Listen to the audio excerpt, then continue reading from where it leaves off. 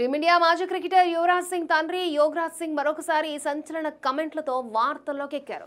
ఒక్కడి కోసం భారత క్రికెట్ నియంత్రణ మండలి సెలెక్టర్లు ఎంతో మంది గొప్ప ఆటగాళ్ల కెరియర్ని నాశనం చేస్తారని ఆరోపించాడు. సీనియర్స్ నుంచి సౌరవ్, సచిన్, రాహుల్, టీవీఎస్ లక్ష్మణ్, జవగల్ శ్రీనాథ్, కుంబ్లే, యువతరం నుంచి హర్భజన్ సింగ్, యువరాజ్ సింగ్, సెహ్వాగ్, మహమ్మద్ కైఫ్, జహీర్ ఖాన్ ఇలా జట్టు మొత్తం పెద్దనలు తమ్ముళ్ల కలయికతో ఎంతో బాగుండేది. సీనియర్ల సలహాలతో జూనియర్లు రాటుదేలేవారు. కానీ మనం ఎలా చేశాం?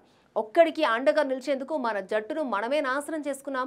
అతని పేరు నేను ఇక్కడ ప్రస్తావించదలుచుకోలేదు, కానీ ఈ రోజుకి అతడి వల్లే ఇదంతా జరిగిందని చెప్పగలను.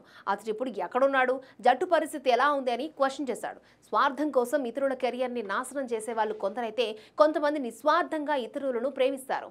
సచిన్ టెండూల్కర్, రాహుల్ ద్రావిడ్, యువరాజ్ సింగ్, గౌతమ్ గంభీర్ లాంటి వాళ్ళు ఈ రెండో కోవకు చెందినవారు. ఇతరుల కోసం వారు ఆడతారు.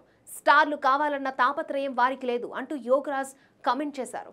అయితే యోగరాజ్ సింగ్ పేరు చెప్పకపోయినా ఆయన టార్గెట్ ఎవరన్నది అందరికీ తెలిసిందే.